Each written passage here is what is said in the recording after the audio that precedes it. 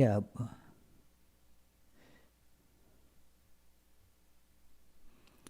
ॐ स्थापकाय च धर्मस्य सर्वधर्मस्वरूपिणे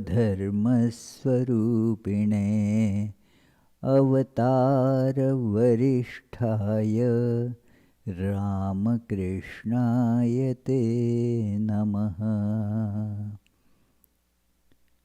जननीं शारदां देवीं रामकृष्णं जगद्गुरुं पादपद्मे तयो श्रित्वा प्रणमामि मुहुर्मुहुः।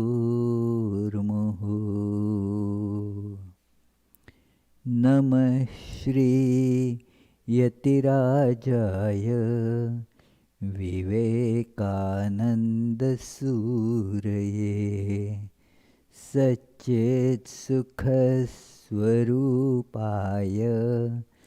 स्वामिने तापहारिणे।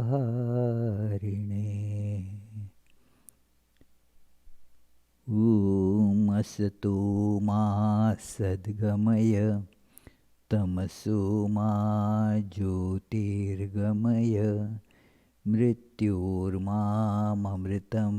गमय। ॐ शान्ति शान्ति शान्तिः।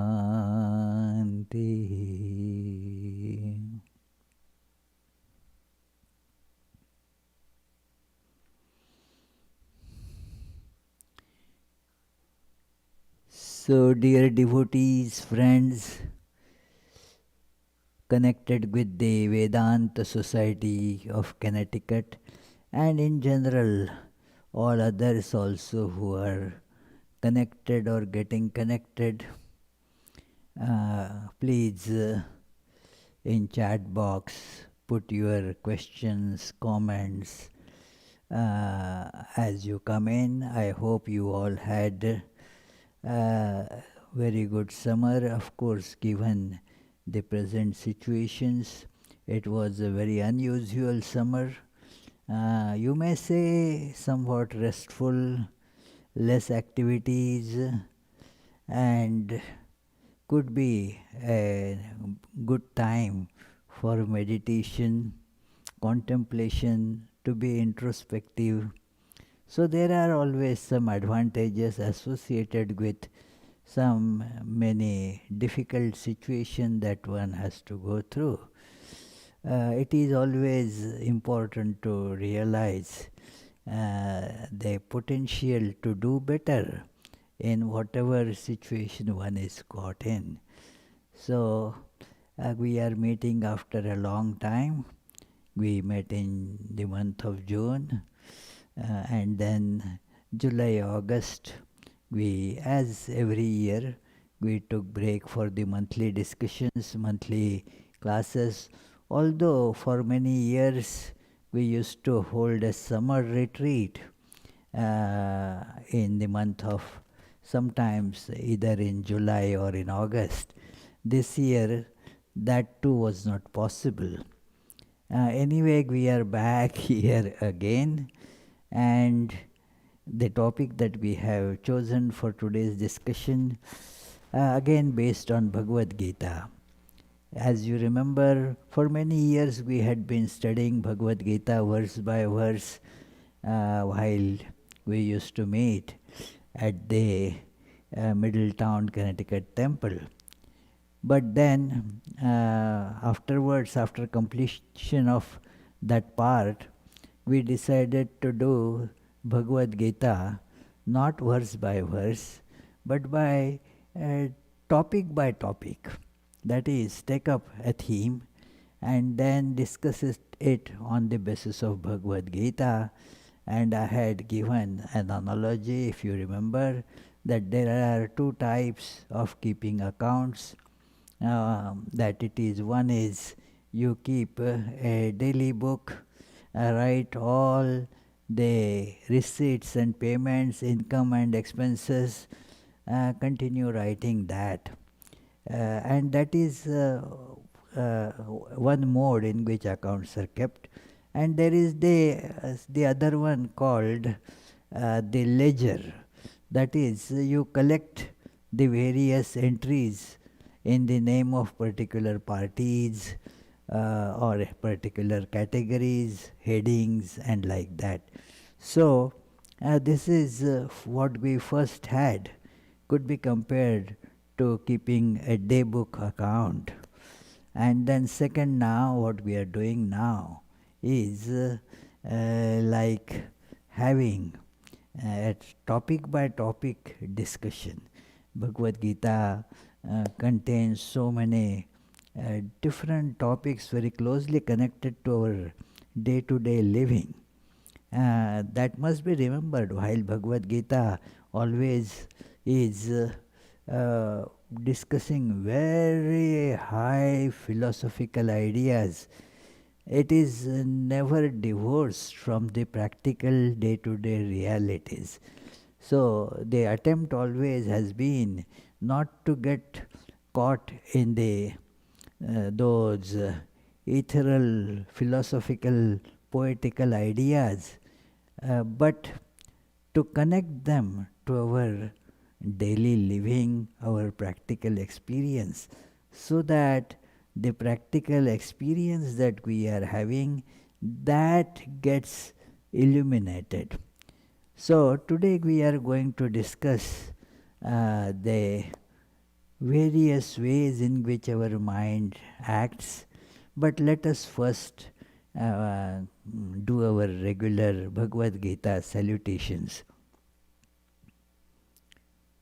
Om Parthaya Pratibodhitam Bhagavata Narayanena Swayam Vyasena Grathitam Puranamunina Madhye Mahabharatam Advaitamritavarshiniim Bhagavatim Ashtadashadhyayinim Ambatvam Anusandadhame Bhagavad Gita Bhavadveshinim.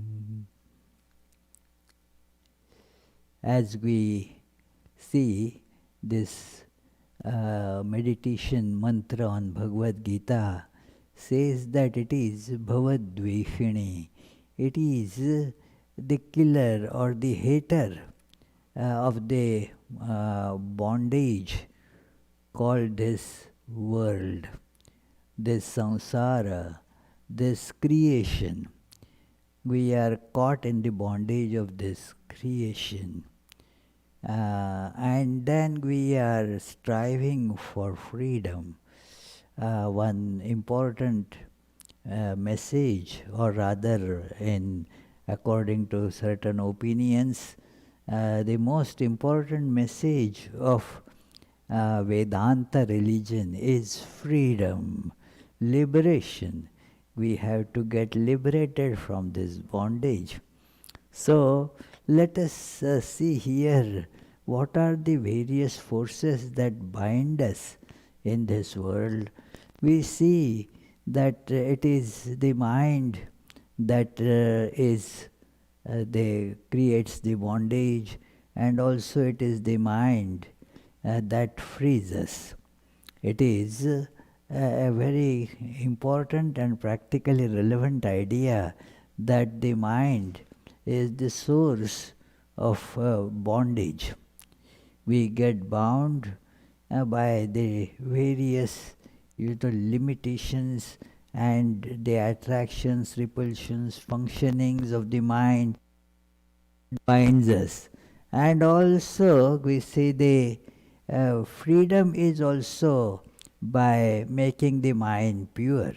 So the impure mind is the cause of bondage, and purification of mind thus becomes the reason for freedom.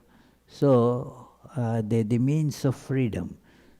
So, this 14th chapter of Bhagavad Gita, it describes the three gunas by which we get the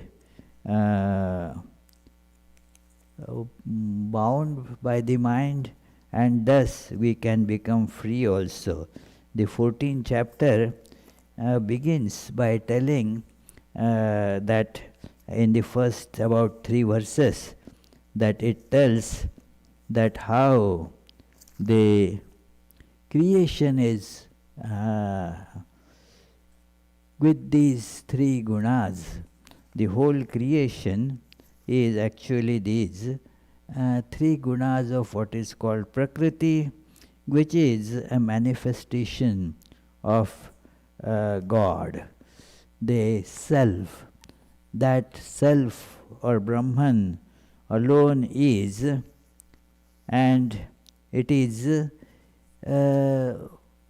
it gets manifested as Prakriti and Purusha, but these Prakriti and Purusha here in Bhagavad Gita, they are not like what is described by the Sankhya philosophy, where Prakriti is separate from Purusha. The two are independent principles, and then the Purusha is manifesting, combining with Prakriti, like the two entirely different elements combine, say hydrogen and oxygen getting combined, and thus we have water.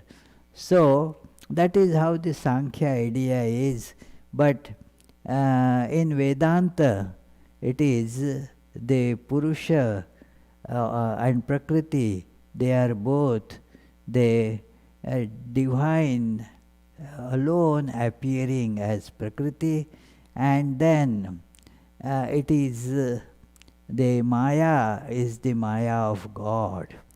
That is how when we read the Gospel of Sri Ramakrishna, we see Sri Ramakrishna mentioning this Maya is the Maya of the Lord, and therefore Lord does not get bound by it. Sri Ramakrishna gives a great analogy there, that just like the snake has poison all the time in its mouth, but it doesn't die because of that. But anybody that gets stung, bitten by that snake, gets bound. So therefore, this is to be seen, that the Lord's Maya does not bind the Lord, but binds the others who, due to ignorance, take this world as real. So this is the bondage, and it is described that, look, Lord alone is, through this Maya, it proceeds to create all this differentiation. It is compared to that the garbha, like some this thing, or a seed is put in the soil, and then according to the seed and according to the merits of the soil, the seed bears the fruits. So the difference in the seeds will be the difference in the fruits. So you see, the variety gets generated because of this variation of these, what is called three gunas. The Prakriti or the nature is composed of these three gunas, Trigunatmika Prakriti. And this is a unique special feature of all Indian philosophies, the understanding of the three gunas. There are differences a little bit different description by the Sankhya philosophy or Vedanta philosophy or the Buddhist. Minor differences are there, but the power that one sees in these gunas, the power of bondage, that is quite clearly accepted. So, this three gunas, you don't find that such an idea in any other philosophy. It is this Vedanta and Sankhya, they make tremendous use of the description of the three gunas to show how the gunas direct the movements of our minds. We feel this bondage. This is a practical thing that we feel, that our minds, they for no exactly apparent reason behave in various ways. We call them moods. That moods is something that does not exactly depend. It comes. We say to somebody, don't spoil my mood. Means it can be spoiled by something external. And it gets spoilt also without seemingly any external cause. Or it gets better even if those causes, external causes that we attribute, are present. Like somebody feels irritated or feels lazy, even though there is not much of an external cause for it. One may say it is too hot, and so I am feeling rather lazy. But not necessarily, because if it is hot, you will see many people are feeling more enthusiastic because it is hot. So that cannot be exactly the reason for it. You also, everybody also must have felt at some other time that although it is cold or it is hot, the moods do not always remain the same. In dead of the winter also, there are spells of tremendous enthusiasm, a lot of calmness, and also a lot of laziness. So people experience these three different moods which are characteristic of these three gunas called sattva, rajas, tamas. They can be described a little bit loosely in the English language. It is one has to get a comprehensive feel of how these gunas, they shape our life. And thus we see how the bondages are, and thus we will be able to get some control, more and more control over them, and we can thus transcend these and become free. The three gunas are sometimes compared, like the great Saint Kabir calls them, like the three ropes with which you bind, or three types of snares that one gets bound by. So it is, he says in a bhajan, that Maya is Maya Maha Thagini Ham Jane, Tirgun Phas Liye Kar Dole, Bole Madhuri Bani. That this Maya is a great cheat. And then what does that has three guna snares. Tirguna fas, that a snare of three braids, as it were, is in Maya's hand, and then talks very sweet. That is how the attraction is there, sweet talk. We see that we get bound by these sweet invitations, and thus we get caught in the snares of Maya. So, it is described here in from the 5th verse till the 4th verse. It is described that all is this manifestation of God in three gunas. They appear there in the manifestation. So, but all is basically God appearing through His own Prakriti. So, the 5th verse, let us take it up. Sattvam rajastama iti gunaha prakriti sambhavaha nibadnanti mahabaho dehe dehinam avyayam. Sattva, rajas and tamas, these gunas, O mighty armed one, that are born of nature, that is Prakriti, bind fast the immutable embodied being in this body. So these two words, dehe dehinam, so this body and the one that dwells in the body.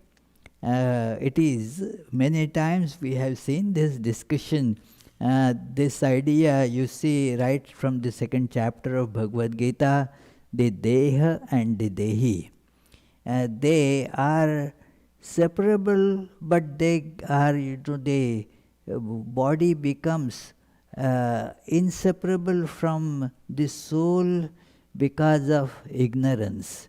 One calls oneself, not just trapped in the body, but identical with the body. Our behavior shows it, that when the body gets hit, you say, I am hit.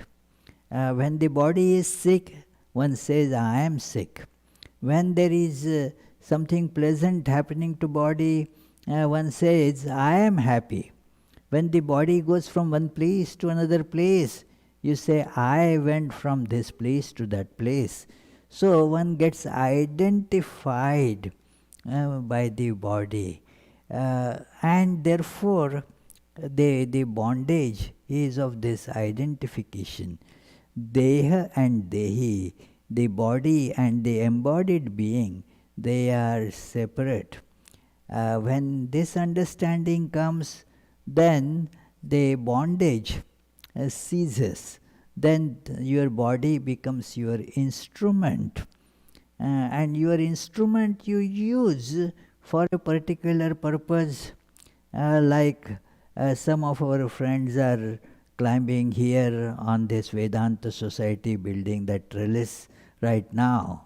So at the moment they are working, but they are not tied to the ladder, Whenever that ladder is needed for some work, they bring it, put it, and then climb on it. Now imagine what a terrible situation it will be if they are constantly tied to the ladder all the time. So body, very good if we want to make use of the body. Yes, okay, I take up the body to accomplish some work. And then it doesn't become a bondage. It becomes your instrument. But because of the ignorance, one gets identified and meshed into this prison of body. So, nibadnati.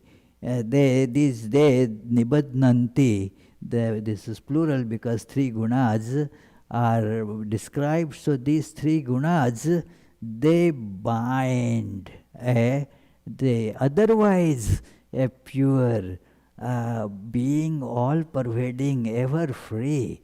This ever perfect, ever free being somehow is bound because of the body. And this body again has two layers.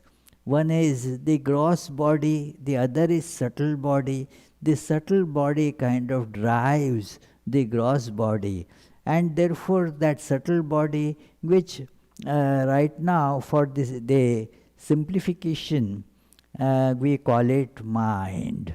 So this mind changes, and then that impacts the body. Also, the body receives various impacts and thus provides feedback to the subtle body, the mind. And so that is the connection between the two. So one gets Dehi, the embodied being, which essentially is perfect.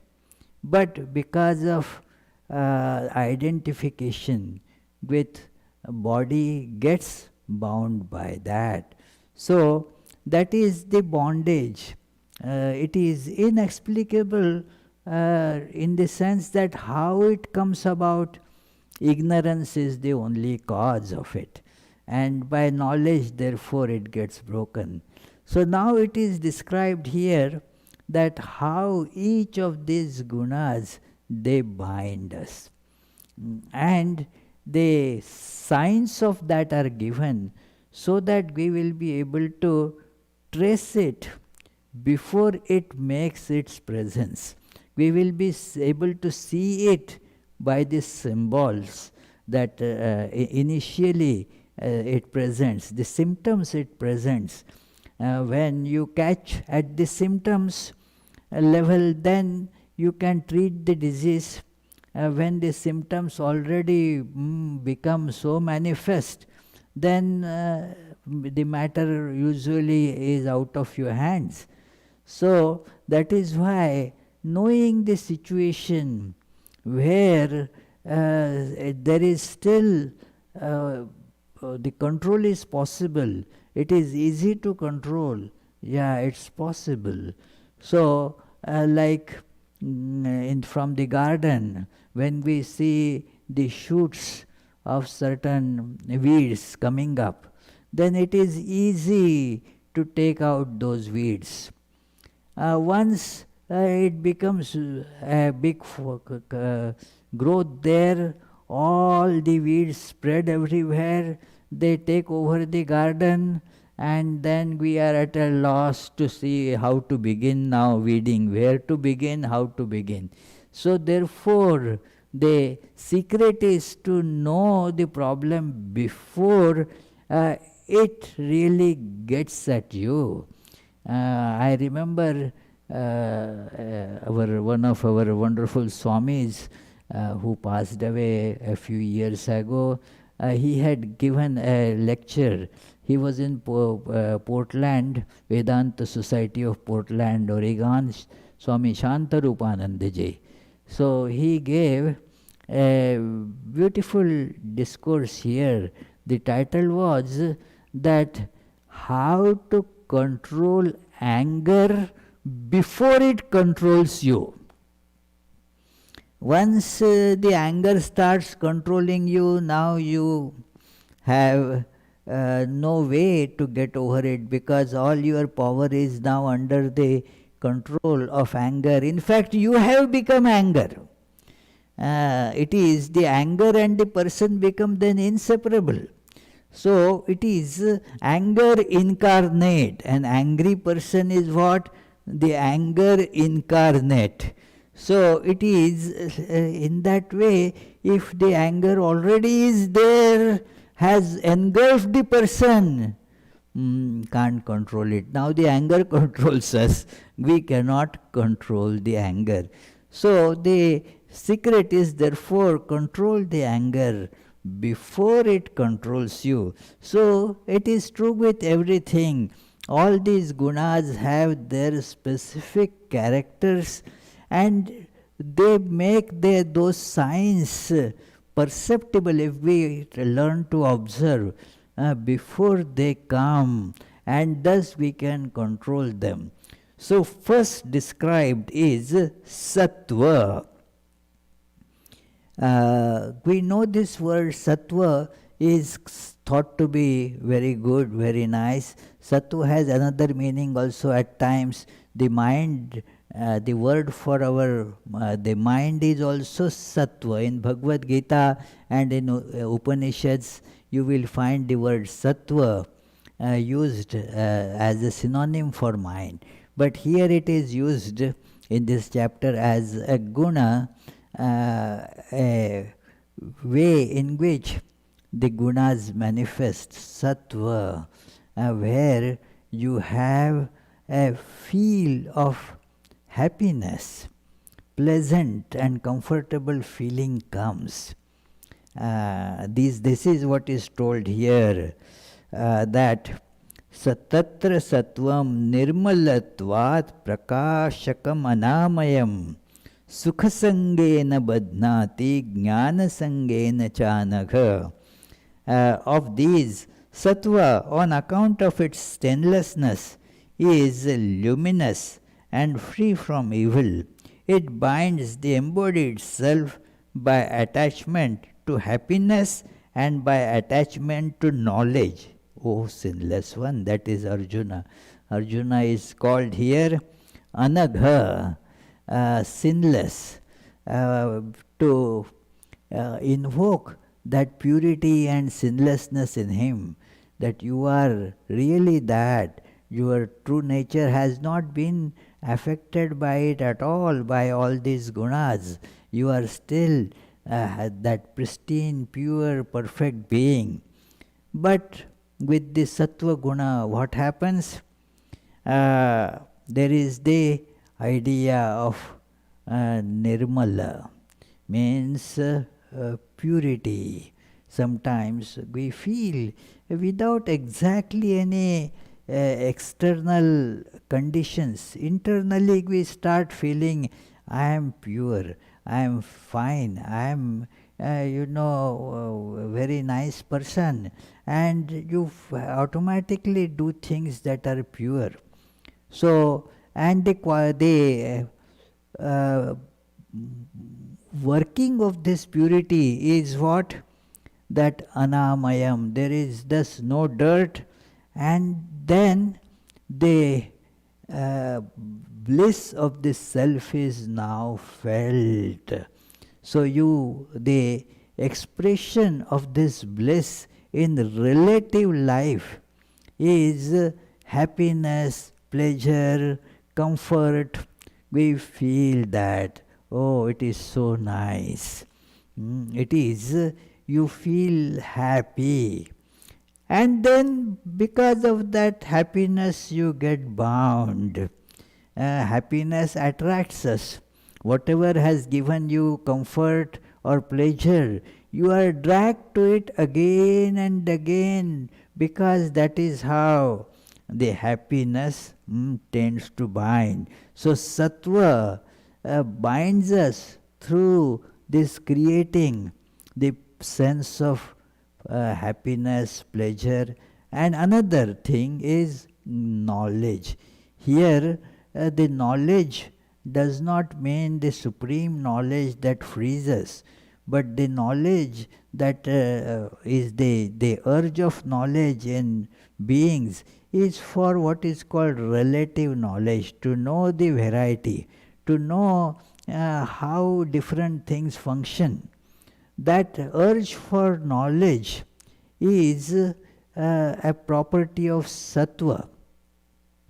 That of course it can be further divided, as you will see in the 17th chapter. All these discussions, on three gunas in 14th chapter, it is discussed in a fundamental way. But then there is a further development of this, you see, in the 17th and 18th chapter. But the urge for knowing is, a central feature of human beings. We want to know. And so we want to know different things. So the idea of this knowledge is not the knowledge of one without second reality, the ultimate truth that underlies everything. That is not what is meant here. What is meant here by the word knowledge is really ignorance appearing as knowledge. Ignorance appears as knowledge. Therefore, you see this word in Tantra, Kashmiri Shaivism, you have those very beautiful and psychologically of tremendous value, these Shiva Sutras. So, one of the first Shiva Sutras is Jnanam Bandha. Jnana, not ajnana, jnanam bandha. This knowledge is bondage. Here the knowledge means knowledge, I and the world. This mistake is called knowing or knowledge. This is I and this is world. I was discussing with a neurology scholar about how the brain knows the distinction what is I and what is not I. It is I know, but first this knowledge that what is I, how a particular lump of flesh is known as I, and similar other lump of flesh doesn't get known as I. How a brain comes to know this. This is how this knowledge is, I and the world, and then the variety that you see in the world, you try to know every detail of it, and that becomes a bondage. One keeps on, trying to know the variety all over the life. One keeps on trying to get it, to know. The whole life, as it were, goes in studying some silly things. It is silly means for that person it is not silly. Say, knowing which bird acts in what way. People can spend, the bird watchers groups are there, many bird scientists are there, and they know the details of so many species of birds. And even though they become old, there was a very highly respected bird scientist, Salim Ali. So he had collected knowledge of so many different, thousands of different species of birds and great details. And yet there are so many things that are still not known about even a single bird. So that is how this variety, it keeps on expanding in terms of knowledge. And so you have now the branch, sub-branch. This is how this knowledge is.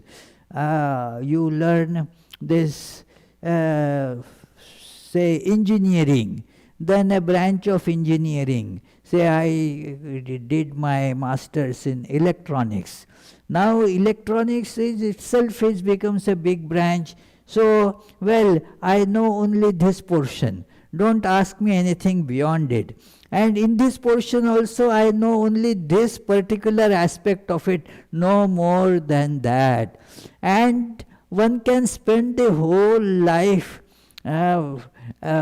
just giving finishing touches to that knowledge. So knowledge of that type becomes a big bondage. One can see how much energy, how much time, and how much of mind, thought is put in this getting knowledge, the attraction of this relative knowledge. Remember, this is relative knowledge that is being discussed here as bondage. It is actually not knowledge. In other Vedanta texts you will see it is called a variety of ignorance.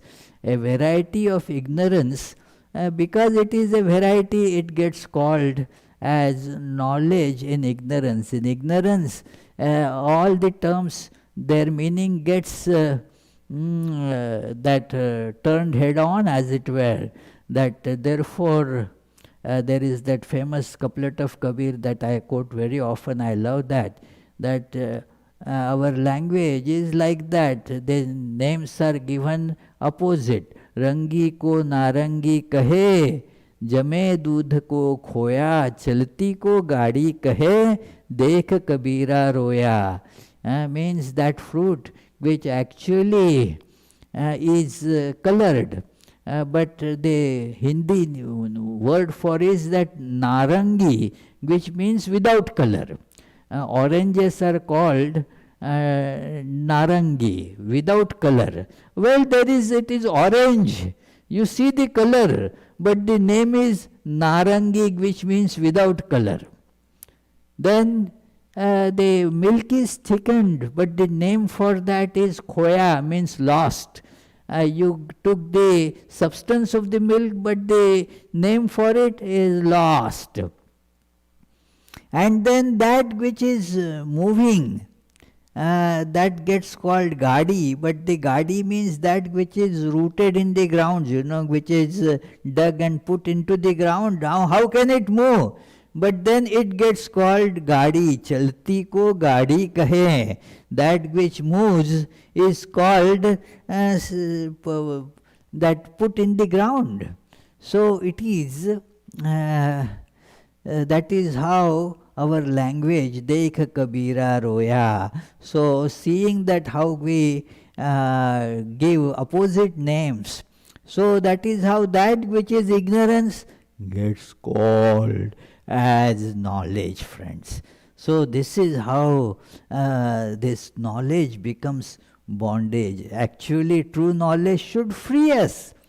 But the knowledge of the variety, that is how details of how an electron would be there, the characteristics of electron, forgetting that it is Brahman. That is lost. That understanding is lost in this kind of pull for knowledge. It is thus this sattva guna binds a person. That so whenever we feel, let me know this, our eyes get, as goggly, as it were, big. I want to know this. And then there is a pleasant sensation, as you know. It is. So this pleasant sensation keeps on attracting, pulling us on with the rope. We even forget that it is bondage. That is, then there is the rajas.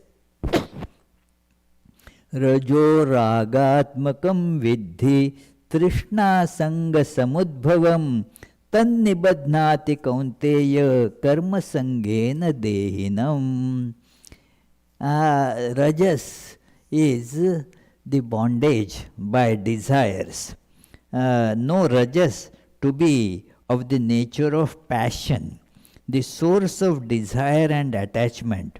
O son of Kunti, it binds fast the embodied self by attachment to action. This attachment to action produced by these desires and attachments. So, rajo ragatmakam vidhi, that rajas is of the nature of this passion. We get fired by some passion, and then we get so many associated desires with it, and we start working at them, and then get attached to it. So this is how you see the bondage very easily discernible in our life. The bondage of sattva is difficult to discern because it seems fine. We feel pure, and then as it were that serenity and knowledge comes. There is not the desires for enjoyment that otherwise are in our life, they get subdued in sattva. So it doesn't appear like bondage. But rajas surely appears like bondage and attachment, because those desires pull us here, there, everywhere, and we cannot stop it. It is, we then get attached to it, attached to the actions. It is funny, we feel that, oh, this work is so difficult, and it takes away all my time. Okay, give it up. No, it will be very difficult, well, nay, impossible to give up the work. It is, many times we get this, we had discussed this topic many times, friends. I don't want to waste more time about it, but see, many a times we feel that this work is torturing me. It is taking away all my freedom, all the good, nice things that I want to do in life, but because of work, I cannot do them. It takes all my time. And that is, in a way, nature of work. That is one of those Parkinson's laws, is that the work occupies all available time. Work expands. If you have a little work and then say that could be done in maybe 5 minutes, then but you have 1 hour at hand, now the work expands to fill the 1 hour. If you have 2 days, it expands to fill the 2 days. All of you must have experienced it. When you have to leave for a long travel in, say, short time, you have only half an hour to finish your packing. The packing will be finished in half an hour. If you have 1 week, oh, no, for this 1 week I will be very busy, don't give me any other thing, I will require 1 week for packing. I am so busy. Now that very packing will take 1 week, and still you will be rushing at the last, half an hour. I have seen this many times. Oh, well, this is last minute rush, and still you will forget a few things. So it is, that is the nature of work. And okay, then stop it. If it is so torturous, stop it. You can't stop it. It is one of the great Swamis used to say like this. If people are asked, okay, stop work. Well, if I stop work, how can I eat? How will I get to eat? Okay, don't eat then. If I don't eat, then how can I work? So for eating we work, and for working we eat. So that is how this vicious cycle goes on to bind us. This is the nature of this bondage due to Rajoguna. So wherever you see a spark of desire is coming up, and that is making us, active. Oh, let me do this. No, that it is the manifestation of Rajoguna. So, and then karma sanga. You get attached to that work. You have done it before, so once, second, twice, thrice. That is how the attachment comes. Do it once, no attachment. Do it second time. Now already the manifestation of that attachment is there. And then it will tell you, it will propel you to do it third time. It will make you do it again and again. And even you don't want to do it, you will be forced to do it. As Swami Vivekananda says, well, bound by all this karma that you have done, now where will you go? You have to keep on doing the work as a slave. Krita das, bolo kotha jas. In Bengali, that poem, he says to Shakhar Prati, to a friend, that says that how you are bound by the karma. Where can you go now? You have to keep on doing it. Let us feel in a pinching way that slavery. When we feel something in a pinching way, there is the intense desire to get over that. So, because it is so painful, it is important, therefore, to feel that this is the bondage, this is the way Rajoguna binds us. And then tamas, the eighth verse, tamas tvajnanajam vidhi mohanam sarvadehinam pramadalasya nidrabhi tan nibadhnati bharata.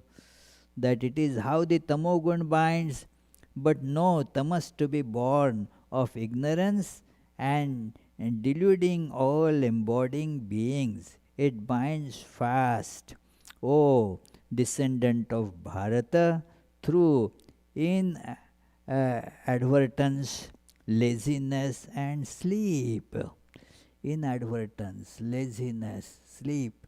This word pramad is still deeper than inadvertence, more strong word, but there is really not much of a powerful translation, alternative translation for this word pramad. uh, anyway, let us see each word here. Very important verse, ajnanajam vidhi tama. It is of the ajnana, ignorance, means amongst the, this is whole product of ignorance, but in that ignorance there is this ignorance even of the relative things. That is the very solid ignorance. So you do not know, and you do not even care to know. You do not think of it, and that's you are not even interested in thinking. It is the so pramad alasya nidra bhi. You get so deluded, and then you don't see the distinction. It is not the oneness that God realized soul sees. Everything is one, and that is not this oneness. This is oneness of just as everything is in the dark.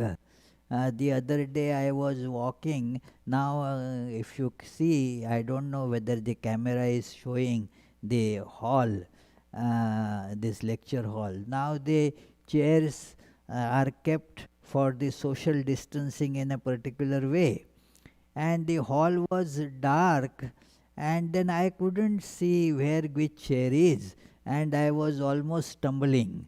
So this is now, the chairs are there, but because of darkness I am not seeing them. So it is that kind of ignorance that comes over us. We lose the sight of distinctions. Although the distinctions are there in the mind, like the chairs are in the room, I am unable to see because of the darkness. So, because of this tama, tama is therefore equated as darkness. It is ordinary darkness also therefore gets called tama. So, it is because of that, the variety, the specialities of things that gets drowned.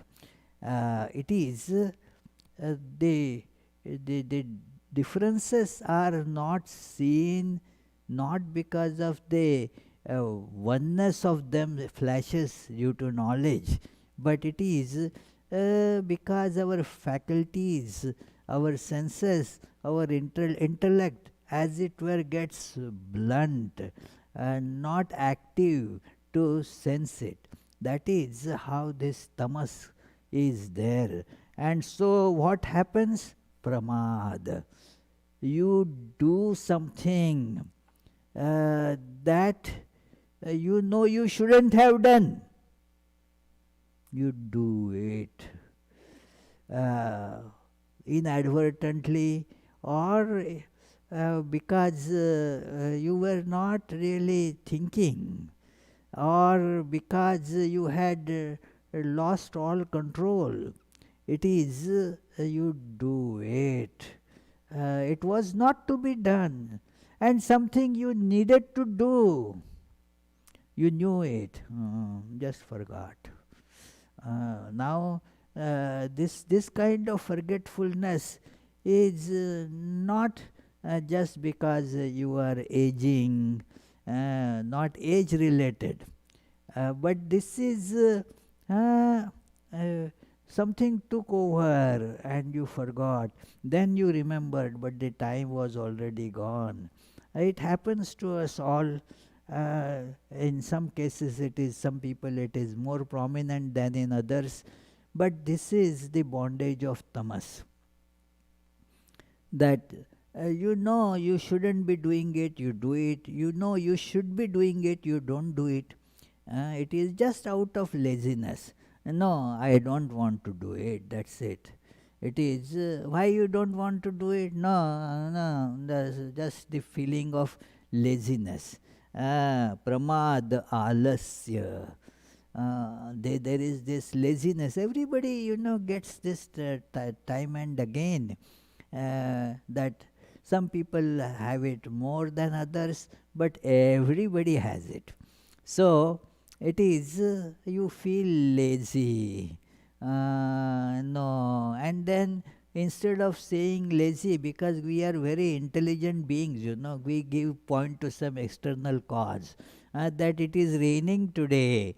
Now what has rain got to do it? But you will say, because it is raining, I don't want to do it. This should be done today. No, it is today, it is Saturday. I don't do all these things on Saturday. So, although it is to be done, still because of now it is not ignorance but laziness. Uh, this pramad alasya nidrabhi. Or you just sleep, you oversleep. The other day I came late for meditation. Why? I just overslept. It is, it happens sometimes. It should not happen. But what is it? It is the manifestation of tamas. Tamo guna is coming up. So now the characteristics have been shown. So by looking at the characteristics, you know what this fellow is, and thus you will be able to now that fight with it to overcome that bondage. So just as you see the small shoot of something coming out of the seed, and observing that, hey, this is this particular weed, this is going to cause these problems in life. So let me get over it. Now it is this is summarized in the next ninth verse. Sattvam sukhe sanjayati rajak karmani bharata jnanam avritya tu tama pramade sanjayatyuta. Sattva binds one to happiness. Rajas to rajas binds to work, while tamas, by covering knowledge, binds to inadvertence, etc. Now, the other thing that you can observe is they keep on alternating. Sometimes you see rajas tamas cha vibhuya, this is the 10th verse. Sattvam bhavati bharata, rajas sattvam tamaschaiva, tamas sattvam rajas tatha. So they keep on alternating in life. This sattva manifest, O descendant of Bharata, overpowering rajas and tamas. Rajas manifest overpowering sattva and tamas, and likewise tamas manifest overpowering sattva and rajas. These three gunas, they keep on shifting. there is preponderance of one more in some people and in others, but in everybody all the three are present and they keep on alternating. You see this happening, and how to look and notice them from the 11th verse onwards. The specific manifestations of these are given. Although I am running out of time here, I request you to give me 5 more minutes. So, सर्वद्वारेषु देहेऽस्मिन् प्रकाश उपजायते ज्ञानं यदा तदा विद्याद् विवृद्धं सत्त्वमेत्युत. When through all the sense openings in this body the light of knowledge radiates, then indeed one should know that sattva predominates. All the pores, means all the sense organs, they get a flash of brightness. Your eyes start sparkling, your ears become more intent. I see that it is when the discourse is being given. Sometimes people, they are all ears, they are hearing with such intent. At other times you see that the same person is sitting, but there is the ears are as it were inactive, shut off, nothing is going inside. So when the sattva is woken up, then your sense organs are now receptive. They now are, so to say, come alive. So you now know that sattva is becoming predominant. Then लोभ प्रवृत्तिरारंभः कर्मणाम् अशमस्पृहा रजस्येतानि जायन्ते विवृद्धे भरतर्षभ. Sometimes suddenly you get the spirit of activity. I should do something. Come on, let's go. Do this, do that. Finish this work. It is lying for years, but then suddenly one day you get an idea that I have to finish this work. So you start working at it. Now what has happened there? Rajas has become active.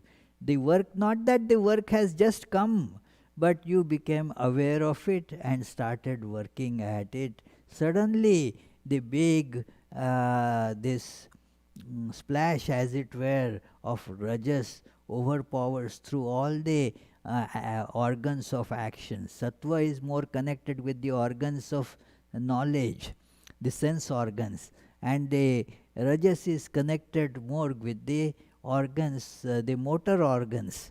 So that is how they get. And then what happens? Aprakasho, apravrittischa, pramado, moha evacha, tamasyetani jayante, vivriddhe kurunandana. That the characteristics of tama, darkness, inactivity, inadvertence, as also delusion, these prevail, O descendant of Kuru, when tamas predominates. And so although it is there, you don't feel like doing. For no reason. I mean, there is this time is there, the work is there. If you do it now, it will be done very quickly. But no, I don't want to do it now. It is, you just see, lie lazily and know that tamas is now overpowering.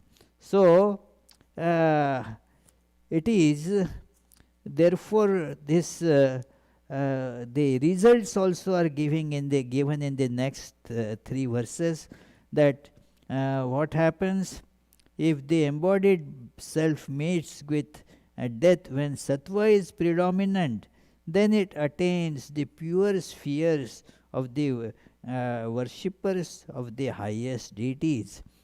If it meets with death when rajas is predominant, then it is born amongst those who are attached to work. Likewise, if it meets death when tamas is predominant, then it is born in the wombs of irrational species. The Jada Yoni, as it is called, Mudha Yoni or Jada Yoni, where the function of intellect is not there. So, and then next verse says that the result of virtuous action is said to be sattvika and pure. The result of rajas is pain, while ignorance is the result of tamas.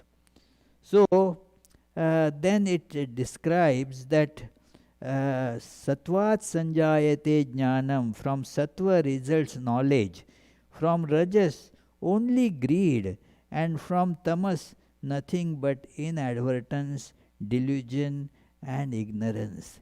So we can see how our mind keeps on moving in these spheres, and what makes it move are these gunas.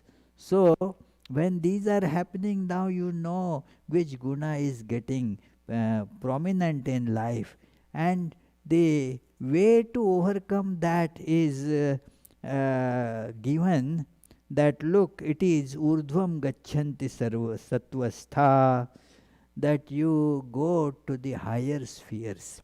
Therefore it is important to now make, all three are bondages, but sattva is the one who has the capability of freeing you from the other two, and also showing you the way to ultimate freedom.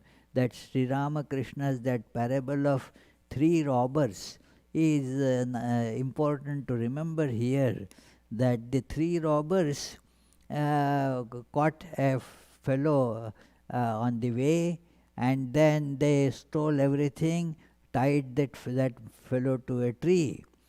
And then one of them said, what is the point in now? This fellow may inform somebody, let us kill, finish. The other said, no, we have tied him to the tree, let it remain here. If somebody perchance frees it, by that time we would have been far away. So let us escape from here. Why kill unnecessarily? The third was Sattvika. He came back quickly, opened the bondage, and showed the fellow to back to the road. You should go by this road. You see, that is your village. You see it there. And then this man was saying, oh, you are so compassionate, you are so good. Forgot that he is also a robber, you see. And so please come to my home. No, no, no, I can't do that. I can't go to the village. They will catch me and give me to the law. No, I can't do that, but I can show the way. So that is sattva. The first who said kill was tamas, the one who said, okay, just bind, rajas. And the third who freed and said, okay, go there, that is sattva. So, but the sattva also is a robber, that is to be remembered, but better than the others. So, the idea is that this is to be practiced, that we get to more and more sattva. The pressure or the this potency of rajas and tamas is to be reduced in life. Their power has to be eliminated by using the power of sattva, and thus we will walk on the road to freedom. And then there are in this, at the end of the 14th chapter, there is the description of what happens to this person who goes beyond the three gunas and sees that God or the same self everywhere, becomes completely free. So that person is now established in the divine bliss and in the feeling of sameness, that in everyone he sees that same divine, although he is aware of the difference in manifestation, by transcending the manifestation, he sees the essential one divine reality in everyone. That is how these things happen. Let us pray that our life becomes more and more sattvika, and let us endeavor for that to reduce and eliminate by using sattva. We should eliminate rajas and tamas from our life and become pure, perfect, peaceful, happy, and thus realize the ultimate self going beyond all the three gunas. So, thank you very much, friends. Uh, if you have any questions, please read out the questions if there are any, and then you can type the questions if you have. So, uh, we will take up these questions and comments now. There are two questions. First one from Charlie. I got invited to a political rally today. I feel a drag to go. Is this bondage? Please use the microphone. I am not able to hear what you are saying. First Yes. question from Charlie. I got invited to a political rally today. I feel a drag to go. Is this bondage? Well, of course, but everything is like bondage. See, if attending that political rally is going to take you to freedom, or it is going to bind you more. What is it the manifestation of? It is, you have attended, hordes of political rallies, and you know the effect of it. So if you like that effect, that is one thing. If you see that it leads to bondage, if it is not leading to bondage, you wouldn't have asked this question at all. You are asking the question shows that you are already aware that it is a bondage. So, of course, yes, it is a bondage. Second question from Seema. Is it possible to have a normal life for a man who has overcome Trigunatmik Maya? What is the first part? Normal life. Is it possible to have a normal life for a man who has overcome Trigunatmik Maya? Well, it is apparently from outside it could be seen as a normal life, but it is super normal because there is no bondage. You can read the life of, say, Holy Mother. The best example is Holy Mother. A normal life, in fact, it is so much complicated, so many different things in her life that were very similar, like any other person, entangled in the worldly things. And yet she was beyond three gunas and completely free. So you can see the manifestation of that. There was no bondage at all. That is the central idea in this. That it is an example is given like the burnt rope. The rope that is charred and burnt. Now still you see the ash, and you see all those twists in that charred rope also. It looks to some extent like a rope, but can it bind? It cannot bind anymore. So there is the normal looking life, but it is not normal in that sense that it is not bound. It looks like a normal life. So, in that sense, yes, those who have gone beyond three gunas, they lead a normal life sans desires. No desires there at all. This is the big difference. One more question from Namita. is it really possible to live as a sannyasi in the world without taking sannyas? Well, of course, it is possible. There are so many great examples. In fact, in the sixth chapter of Bhagavad Gita, right in the very first verse, it says that one should practice this what? Anashrita karma phalam karyam karma karoti yah sa sannyasi sa yogi cha na niragnir na chakriyah.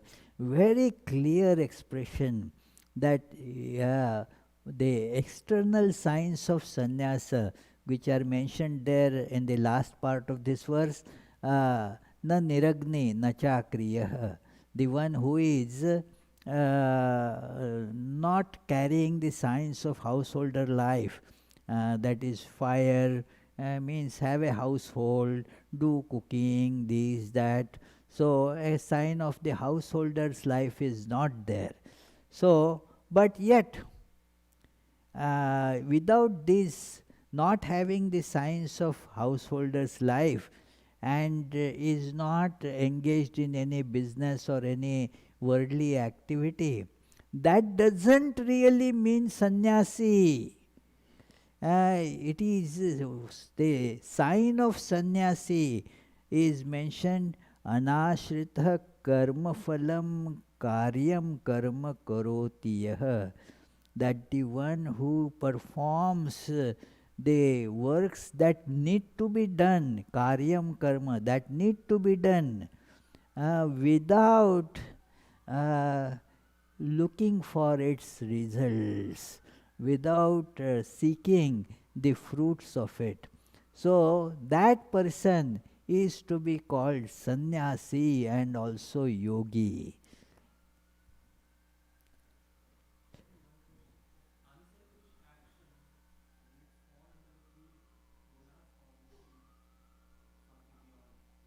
Unselfish action is a way to overcome the bondage of rajas. This was the question by audience right here in the hall, that can unselfish action be a means to overcome these gunas?